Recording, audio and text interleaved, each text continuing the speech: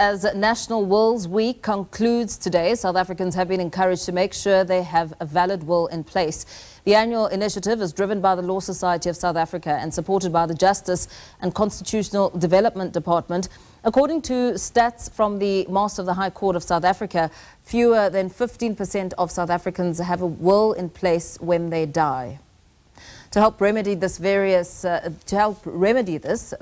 legal practices have been offering free services to citizens this week, including having a will prepared. Behavioral experts say most people avoid drafting wills because they're afraid of confronting their own mortality. Now, they note that people normally talk about death, but there is still a gap between intention to have a will and actually having one. According to the research, most individuals continuously discuss and postpone having a will in place. Cost is another factor, as research reveals that 58% of South Africans point out to a lack of access to free or affordable will drafting services. Another hindrance is the persistent myth, particularly the idea that wills are only for the wealthy. To discuss this, we're joined by Chris Weyer, who's head of wills at Momentum Trust, and he joins us live. Chris, a very good evening to you. Thank you so much for your time. I mean, as National Wills Week comes to a close today, it's been an important campaign to emphasize a lot of details. And of course, right at the end of the intro that I was reading is the important question about perception on who should have a will and why it's so important. Good evening, Mpo, and good evening to our viewers. Yes, it's extremely important. It's an extremely important question on who should have a will, and the perception that a will is only for the wealthy. It's actually wrong. Even if you don't have a lot of wealth, you should be taking a look at things such as guardianship, minor children, what's going to happen there. Should there not be a natural guardian to direct the Master of the High Court, who is the upper guardian of all minor children, to appoint a guardian? If you don't have a will, then you are not able to offer direction, and it creates a lot of strain and stress for those minor children. So that would just be one of the instances where even if you don't have a lot of financial means, a will is extremely important to make provision for such an instance. So if you don't have a lot of financial means, you speak about one end of what the will look like in terms of composition, but what does a will entail when you look at the format of the will? And even without much wealth, there are some valuables that could still be put down as ones to pass on. 100% correct. So a will is obviously a legal document, and I think there we need to also take a look at the difference between a legally valid will and what we term an executable will.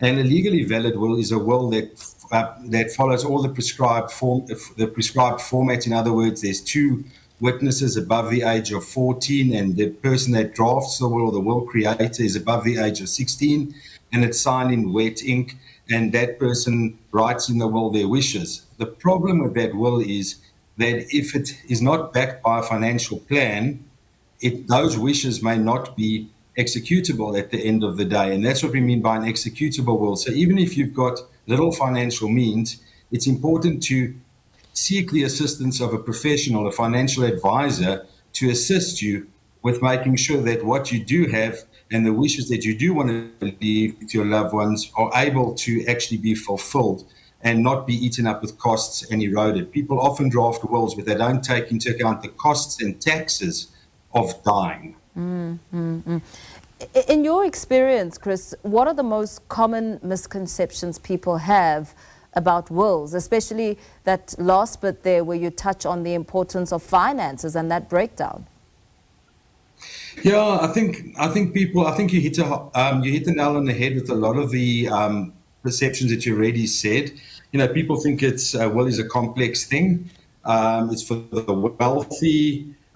They're scared to face their mortality when it comes to wills. I don't need a will. My family will sort it out. My family, they all love each other and they all get on well. But the problem is when you're no longer around, it doesn't always play out like that in the real world. Then real conflict does start when there's no clear direction. One other aspect I'd also like to mention, which we often don't talk that much about, is the concept of a living will. And a living will isn't posted with your will or isn't stored in safe custody with your will, but it's something you can request when you do your will. And what a living will does, it directs the medical personnel when you are on machines at the hospital and no longer able to speak for yourself. It directs them on what to do. Should they turn the machines off? Having faced that situation myself, it was a very, very difficult scenario to actually tell the doctors not to resuscitate one of my parents. And that just also gives clear guidelines. And that document you would keep safe, you would keep it or tell your family where it is, and you would probably give it to your financial advisor to keep for you. Also in that document, you can mention that you are an organ donor. And the doctors will then also know immediately what to do. That's an extremely important thing to bear in mind. Very important indeed. Could you explain then what would happen? I mean, you've touched on parts of this, but what would essentially happen to someone's estate if they do pass away without a will? If there's a house and, you know, perhaps the house hasn't been paid off, what will happen to the insurance? How does that all work? Well, it creates a lot of difficulty, firstly, because if you pass away without a will, your estate's assets are distributed according to a prescribed formula in terms of the Interstate Succession Act. So those debts are going to have to be settled. You may have wished that house to have gone to somebody, and you may have had money that you wanted to go to somebody else, but now what may very well happen is your wishes will not be fulfilled upon because there is no will to instruct how your wishes should be fulfilled on. Also, there's not an executor. So an executor that was nominated, and hopefully, you know, now you've got to the family's got to go out and search for a competent executor, somebody that's able to do the work to actually assist them in terms of the Interstate Succession Act. It delays the process and creates a lot of anxiety for those left behind. Very well. Thank you so much. Thanks for speaking to us this evening. Chris Weyer is Head of Wills at Momentum Trust.